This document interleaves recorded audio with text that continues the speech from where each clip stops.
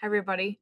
So I signed my franchise agreement in February of 2023. So I've been an owner for 3 years now, and it's been really fun and stressful and exciting and difficult, and all of the words that you can use to describe an experience. I think they would all fit perfectly. I always wanted to be a business owner, but I didn't really know how. And I often joked with family and friends about coming up with that next great idea. And I stumbled across Brooklyn Robot Foundry and thought, well, that's a really great idea. And then I started my journey through the discovery process and all that it involves, and just really fell in love with it. I never thought I'd own a franchise, and here I am with a franchise, and it's been really really great. So I signed 3 years ago. I launched in about 3 months. And since then, things have just kind of been rolling.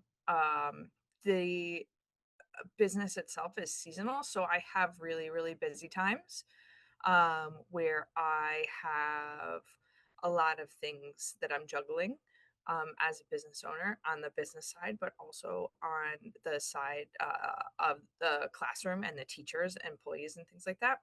And then I have some times where it's not so busy. Now, don't get me wrong, there's always something to do, always something to do. Um, but there is a little bit of a seasonality rhythm that kind of goes along with my everyday life in the world of owning this franchise. My experience has been great. I've found that once people learn about us, they're really excited about the work that we do and what we do, which is one of the things I did in my territory before even signing was try to gauge that interest. And once I saw the excitement, it helps fuel my decision to become an owner. So I don't know what else you guys want to hear about specifics. I don't know if you guys want to start asking questions, and I can expand a little bit to kind of help you talk through what my experience are and help you make an informed decision moving forward. I'm happy to try to elaborate on anything. Lucky asked, how do you gauge the interest? And did you specify robotics classes? I did. So my first outreach before signing was to places that I knew had kind of instruction. So in my territory, one of the first connections I made was actually with community centers. They host all sorts of different programs, from 0 to 99. And I kind of reviewed what their offerings were, because they're all public. You can go on their websites and kind of see what they're offering. So do they offer anything like Brooklyn Robot Foundry? And then I just kind of started a quick conversation like, hey, I'm looking at doing this. Do you think that your population, have you heard that your population would be interested in something like this? Um, I did mention robotics, but mainly generally looked for like more STEAM like activities to see if they existed and what they were, STEAM and STEM. So yeah, those were kind of my first contacts. Sorry, I have a question. Um, with us, the experience has been with headquarters, obviously, which is in Brooklyn, and it's a much more densely populated area. How have things been different to what you saw during the discovery process, being in a completely different demographic and uh yeah, more suburban area, which is, I guess, more similar to what most people around the country would experience? Yeah, great question. So there are some kind of changes in the model um, that I've kind of adapted. The first is the teacher cards in Brooklyn and in New York City. They are keeping their teacher cards at the schools, and they have a process all around that. I do not do that. I've never done that. The cart basically sits in my trunk and sits in the trunk of my teachers. And that cart belongs to that teacher versus the cart belonging to the school. So that teacher has full responsibility of everything that's in the cart, can come and refill their supplies anytime that they need to. Um, and we just bring it into wherever we go from the car, and then at the end of the class we bring it back out, and we head to the next place. That's probably one of the biggest differences. The other thing that was a little bit surprising to me, um, that you don't necessarily think about um, when you're doing this, but it does become an expense. In Brooklyn and New York City, things are maybe a little bit more predictable as far as travel goes and the cost of travel. In my territory, we go places, all over, and we're always driving. So mileage is an expense that I incur. That a place like uh, in the city where you're using public transportation, the cost of that public transportation, right? But mileage is gonna fluctuate. So I think those are two of the main things that have been different for me versus what I saw when I was down there.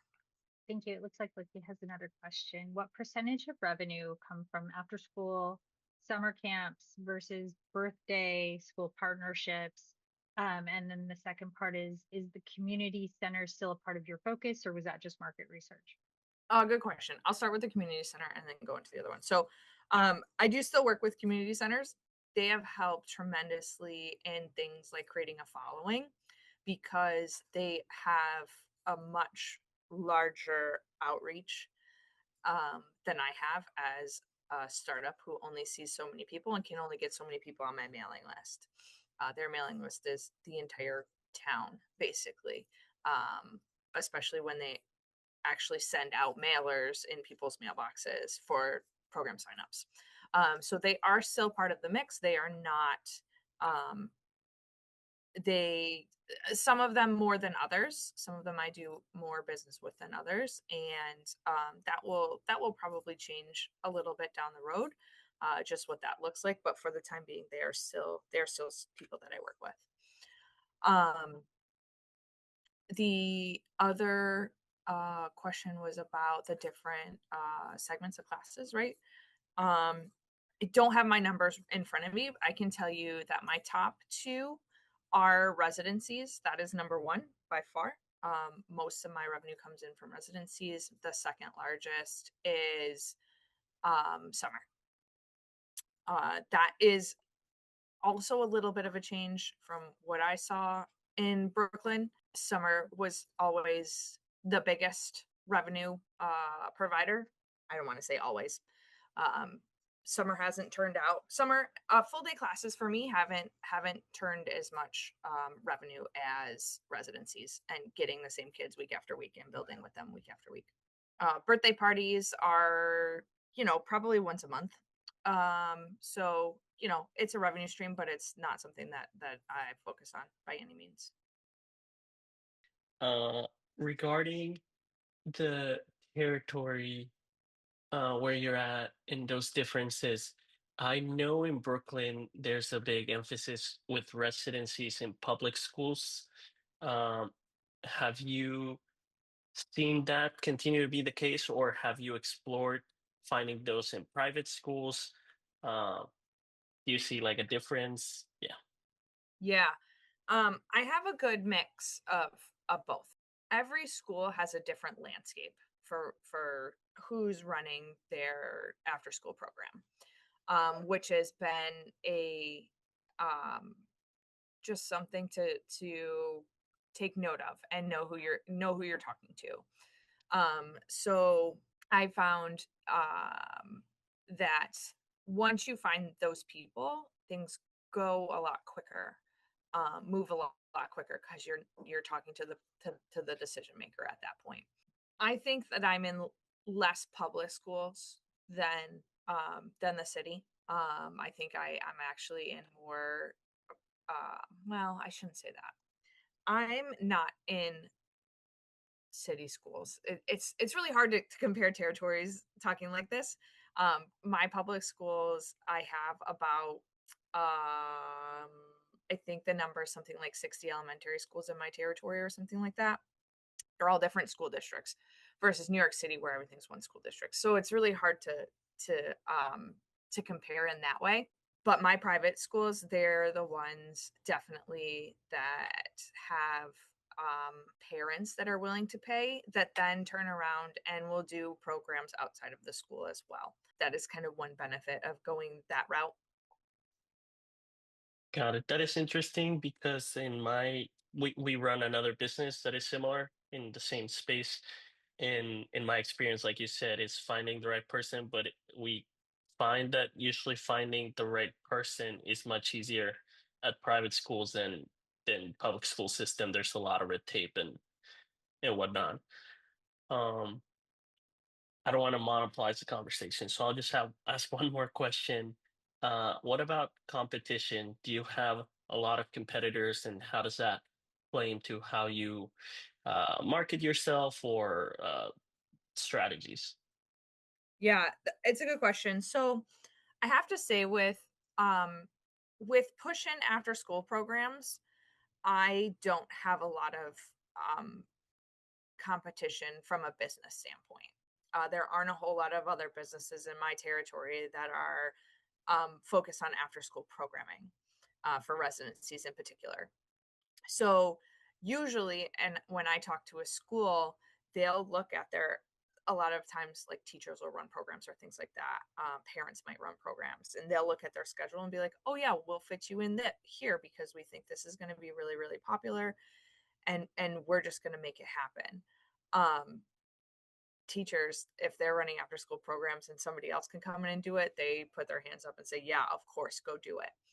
Um, so and from a residency standpoint, I don't want to say I'm one and only, but I have there aren't a lot of businesses around here that are doing that. There are a handful, sure, but they are not robotics by any means. Um, they might be sports programs or karate or things like that, but they're not robotics. From a competition standpoint, for example, for summer, there are so many summer camps.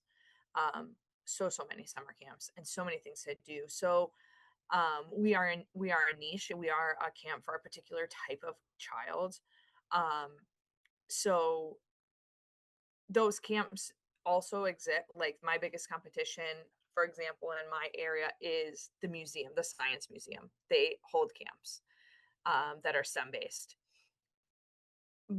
They might have a more comprehensive STEM based camp versus my robotics camp, right? So I'm competing with that. Um, Again, once parents find us, once kids find us and they like us, they tend to um, always keep us as an option. Um, so, but summer, I would say that the most that's where the most competition is, but I also think that's where the most opportunity is. Um, I find in summer that if I run past a lot of summer camps stop, depending on your territory again when school starts, but a lot of summer camps stop 2 weeks before our school year starts. So those last 2 weeks of summer for me are really big weeks because not a lot of other camps are being held. So you get those parents that still need somewhere for those kids to go at that time. Um, and if we're offering classes, summer camp at that time, then um, we're just going to bring in those kids, and it's going to be good exposure. Another question from Lucky. Residency is the school partnership, but I was told that it could take up to 3 years to establish that. Is that your experience? And for year 1 and 2 of your operations, what does the gross revenue, look like in your current monthly run rate? So I I think it depends on, well, okay, so we're gonna answer the first part first about residency and establishing yourself in a school. Um, I'm continually getting more schools to add to my residency, um, to the list of schools that I'm working with for residency. Um, I don't know that I've had the experience of it taking 3 years. It could take a while to find that right person to talk to. And depending on who's running the program, is it the district that's running the program? Is it the PTA? Is it some outs? Are you working with another provider? Like in my area, for example, the YMCA runs a lot of different programs. The YMCA might choose to bring me in. So there's all these different ways to get connected and get into these residencies. Some of them take longer than others. Um, I had recently got approved for a district as an improved vendor. And within 2 weeks, I'm at 3 other schools. So it took a year to get approved, but in 3 weeks I've got residencies on the books for them. So it just kind of all depends on the landscape, I think, of the school and of the district that you're working with. The second question is about revenue, right?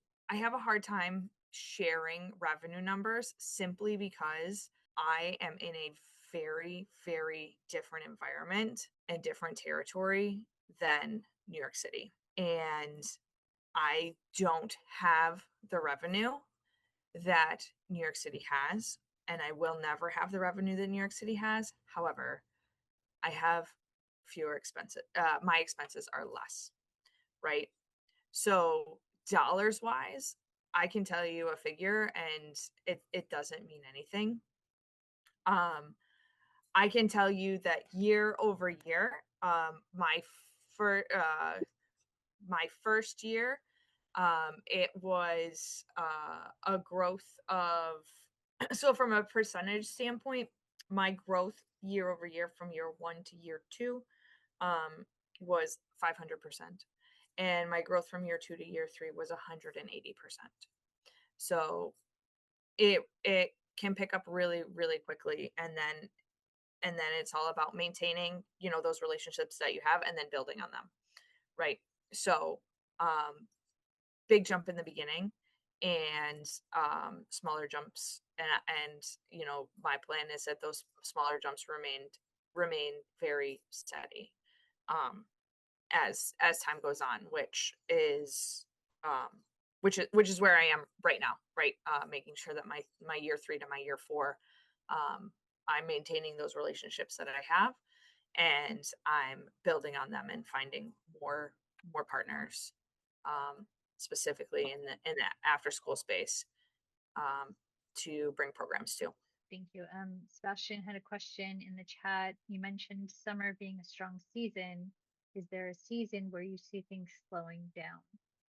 Absolutely, good question. I don't run anything over. I don't run anything over the holiday break in December. So once those residencies for the fall kind of dwindle down, I would say there's probably like a 3 to 4 week period, December, beginning of January, till school's really back up in session, where I don't have much going on. The other time that I don't have much going on is the end of school. So we might have residencies. Again, my school calendar is different than your school calendars will be. We're in school until the end of June. And I would say that the month of June um, is rather slow. It starts getting nice outside.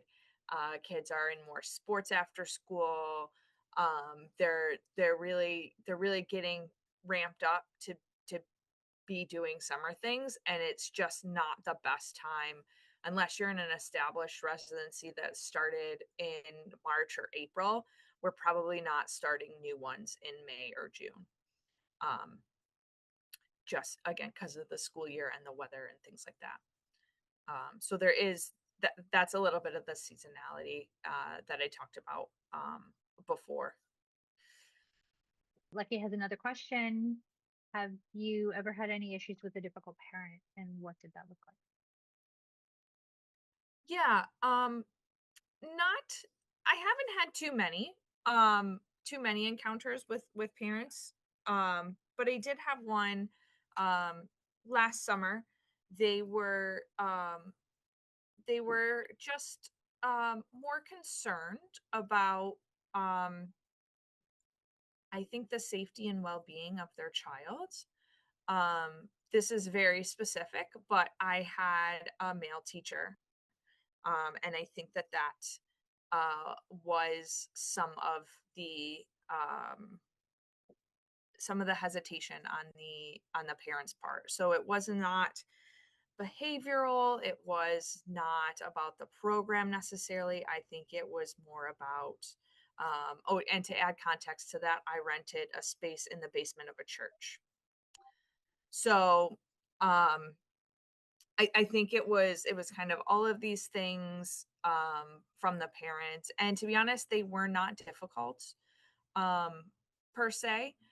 They were very vocal. They actually taking um ended up taking their child out of the program because they were not comfortable with um the setting, I think. Again, I think just all those stars aligned the right way for this parent, and it just didn't work out. I don't really um haven't really encountered parents that are harsh, Mm. that would turn around and have any parent that would turn around and try to hurt what I've built, the reputation of what I've built. The biggest what's the right word here, the biggest negative conversation that I typically have with parents is when a child misses a class, them wanting to take a kid home. And that's not what we do. That's not who we are. And so those are the most difficult conversations that I have to have with parents. That we are. It's not just about the robot kit. It's about the experience building the kit, and it's about the instruction and all of the above. And we're not going to send a kit home with your kit. So Thank you for that. Follow up from Lucky is I'm curious what the customer profile looks like for this niche. Do you have any insight? um, that's a hard question, but I can tell you I think it's a little bit different for everybody. From a B2C standpoint, when I'm selling directly to parents, they have maybe kids that are not into sports. They have kids that maybe um, really like building Legos or have done Lego robotics and are looking for something different to do. They have kids that are tinkering around the house or always trying to build stuff or maybe even always trying to break stuff. And they know that that's the kind of child that they have and the kind of experience that child would like. I think that's one type of profile. I think the other type of profile, honestly, are educators that have children because they very much see what we're doing as enrichment, as it's meant to be, and something that their child can gain skills from, whether those be robot building skills or other skills. The setting that we provide really, I think, gets those parents that are educators really excited about what we're doing. My question is, how long you are running this business, and how many days you provide classes in a month or weekly? How many? Sure. I've been running for 3 years. My first class was held in June 2023. So I'm in year 3 right now. My average number of classes per week during the school year is probably hovering around 15. For average, I would say my high weeks, I'm over 20. I think my highest week has been 22 or 23. And my low weeks for events are usually like maybe once a week, maybe 4 or 5 classes a week. Again, those are going to be the slow seasonality wise. Those are going to be the slow months, the Mays, the Junes, where they're not as many. Mainly weekdays or weekend is differ something? Mainly weekdays. My weekends, I do host. Sometimes I host class on the weekends with my community center partners for the littlest age group, the mini makers, because that's the time where parents are able to do activities with their children. And birthday parties when they come up, again, maybe about once a month. And then the rest of my weekends, if I have something going on, it's some sort of like marketing event or activity. So I might be tabling at a fair, or I might be at a museum or something like that.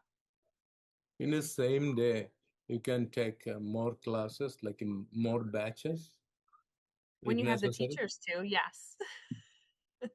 Yeah. Yes. So I have my teachers will travel 2 different schools on the same day, 2 different locations on the same day, depending how my schedule works. What I try to do is when I am building the schedule, as I get new residencies to add to my schedule, I try to look at it geographically. And I try to line up things that are, again, my territory on the east side of the city on one day, and maybe the west side of the city on one day, and maybe in the city another day.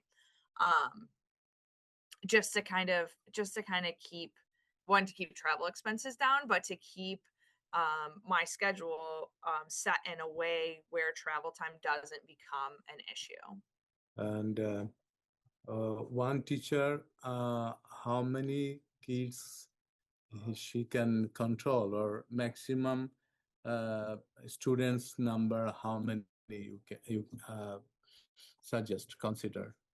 Yeah, we keep an 8-to-1 ratio, and I think that's a standard for the franchise. So at the beginning, when you started that time, and by this time, how many classes ultimately you increased, and now totally how many classes you can serve? What So about your business? Actually, your business, how it built up by this time, I want to know.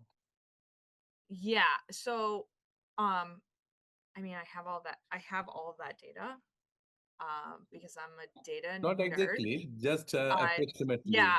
So I am gonna say that I've got it right in front of me because I'm a nerd and I always had them in front of me. So my first year, my first 6 months, I held 45 classes. How And many students? today, how many students? At the beginning, how many students? 400 students in my first 6 months. 400. Oh, good.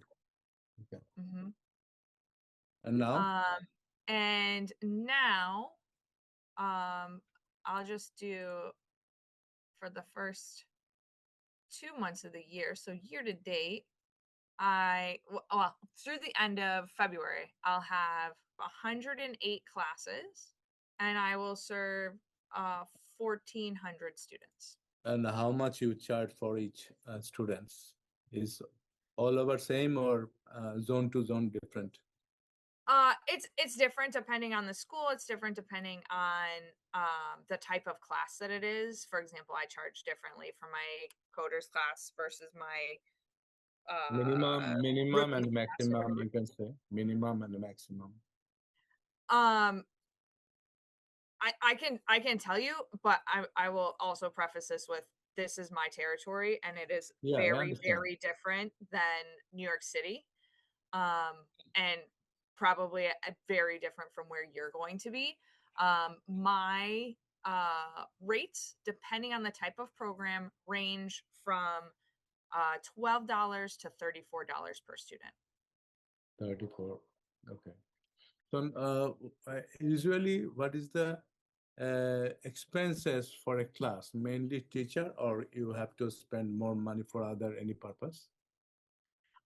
So when I'm doing residencies, the expenses to the residency are the robot kits and the teacher time and transportation. Those are really the three expenses that are incurred for every class. When it comes to summer or my fun days, um, space rental gets added to that expense. Or So when yeah, you're you pushing have. into a school, yeah, you don't have that when you're If hosting inside anybody, of your own. my another query is, if anybody has his own place, it is good for the running properly the business. People come this center and learn, and some guardian may be interested to send somewhere. You running like this anything, or you always serve to the other centers, schools, and homes? Yeah, I don't host anybody in my office. I Okay. don't have a space to host anybody. I go where the people are. I don't bring anybody to me. You think if anybody has own place, then it would be better for the other peoples, or always they prefer for the learning center in the school or any other uh, companies?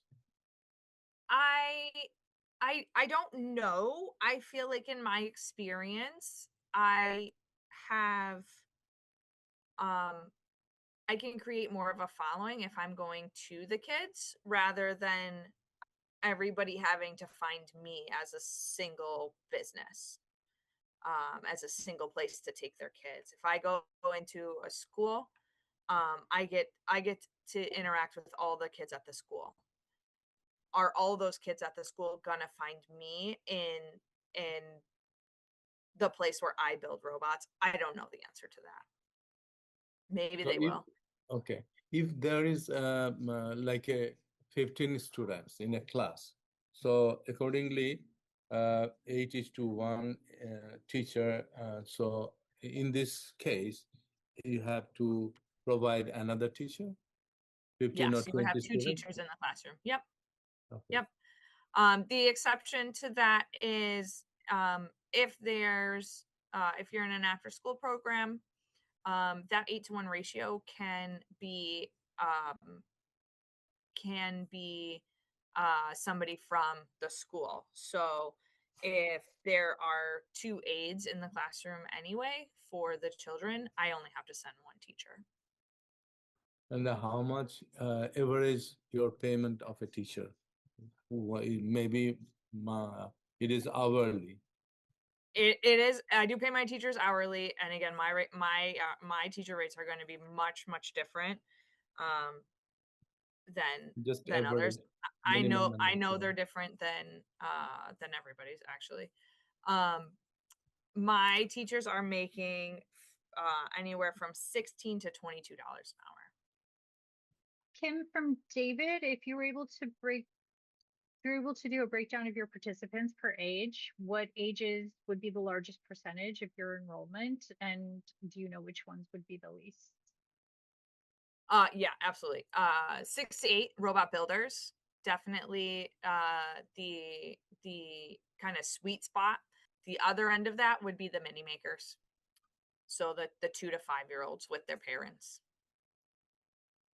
Thank you. Next question from Lucky, or I'm sorry, two questions. What was the franchise help you, or what has the franchise helped you with the most? And why do you think that this franchise was right for you when you signed over other options? Um, I have mentioned this. I'm a bit of a nerd, which means I like numbers and things that I can touch and feel and see that makes sense that I can put together. Which means my mind work um does not like to work outside that bubble in a creative standpoint. I would say the biggest thing that I've gotten from the franchisor has been marketing materials. That is not my strong suit by any means.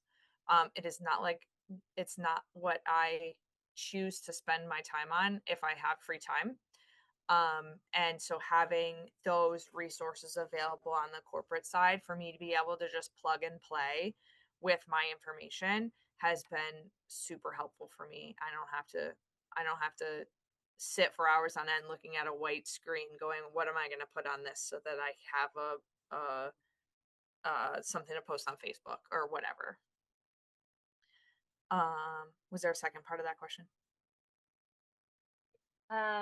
Well, I think you kind of answered both, like what has the franchise helped you with, and then why was it right for you? So I feel like Oh, that's okay. Yeah. So why was this right for me?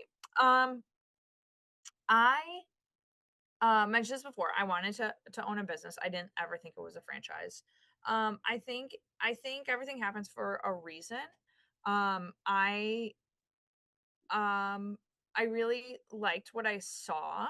Um, and I'm an engineer, and I would have loved for this program to be a thing when I was little so that I could participate. And I wanted to give, knowing that it existed, I wanted to give other kids that opportunity.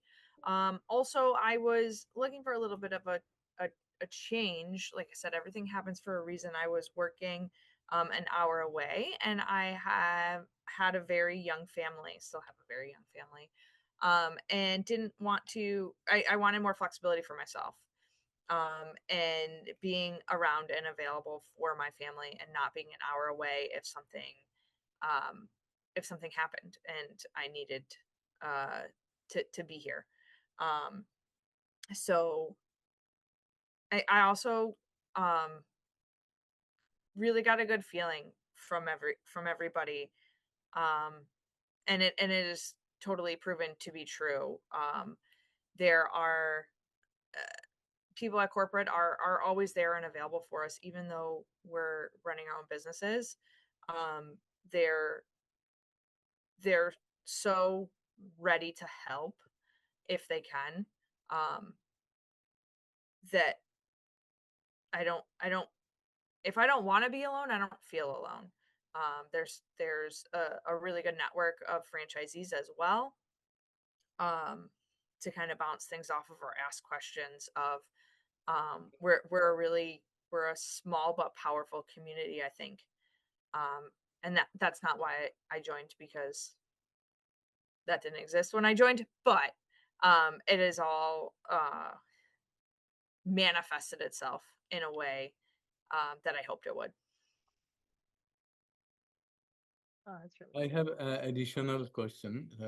If there is a student at home and teacher go there, and what would be the fees or teachers payment? It is not a 8 students, but how you manage at home? Or I know you do or not, I don't know, but there is a way to go home and uh, teach a student. Yeah, you're talking about private classes? Yeah, yeah, yeah.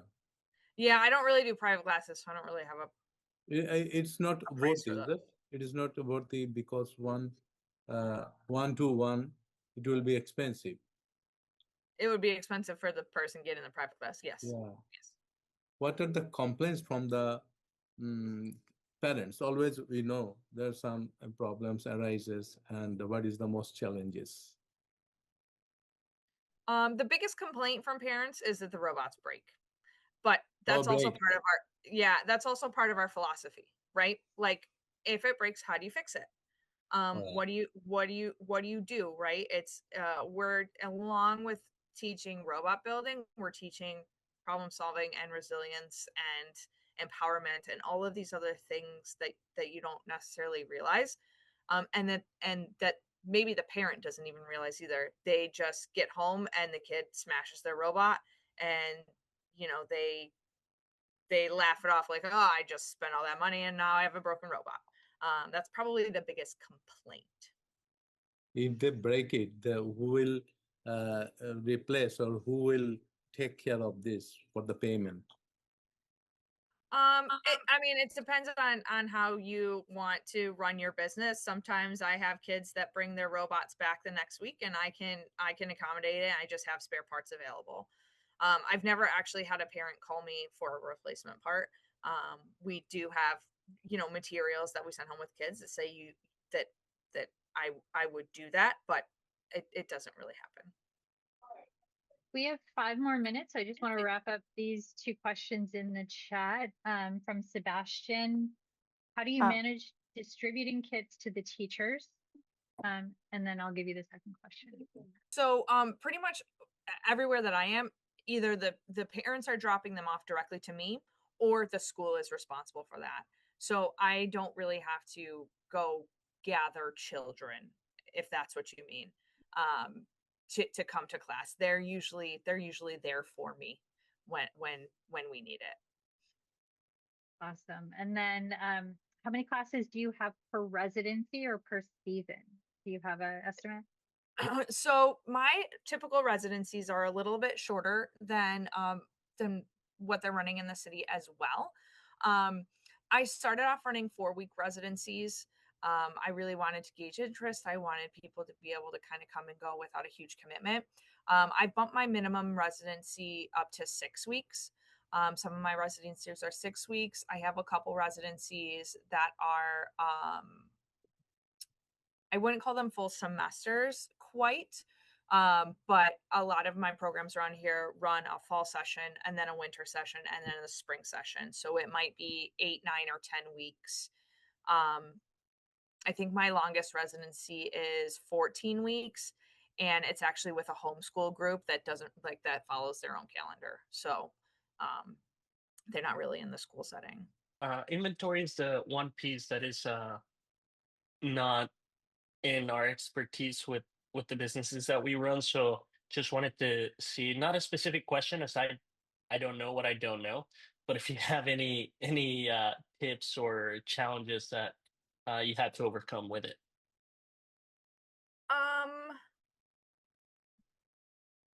I think the biggest challenge with inventory for me, I love inventory. It is one of the things that I thrive at. But one of the biggest challenges for me is what to do with extra robots, right? So you're expecting a class of 15 kids and 10 of them show up, or whatever the case may be, especially when you're in a school. Kids don't go to school, they're not going to be in the after school program. What do you do with those extra robots? And for me, it's just about thinking outside of the box. So it's just managing, I was supposed to build this robot with this group, but now I've got 4 left over. Oh, I have a group of 4 over here. Then I can, instead of ordering new robots, I'll just use these 4 that I already have, that I've already paid for, instead of ordering 4 new ones. So I think the biggest challenge, it's not really a challenge per se. It is to your bank account and your inventory value, but it's just kind of reorganizing your thoughts a little bit about what to do when you have extra,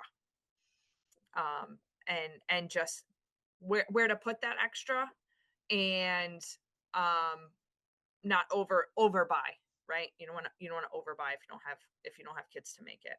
So I have a important question. So, what is the most effective marketing methods for you to get more customers or parents or kids, according to your experience? As a beginner, it will be helpful for us. how you get? Do you have any personal any effort to do some advertisement or anything? Yeah, I don't spend a lot of marketing dollars on B2B. I spend my marketing dollars on B2C. So getting on things like summer camp lists, um, getting articles written or blurbs written for lists of people, lists of vendors that you can use for birthday parties, things like that. That's been the most successful to getting to direct to consumer. Okay, so we're going to go ahead and wrap the call up. We have a recording, like I said, that will be available to everyone. Thank you all for joining. This is really productive and insightful. Thank you, Kim, for hosting this. We really appreciate your time. And everyone, thanks for taking time out of your day. Yeah, Thank thanks you. everyone. Good luck. I know how hard the decision is, so I've been in your shoes. Thank Thank you. you again. And please reach out if you have any additional questions.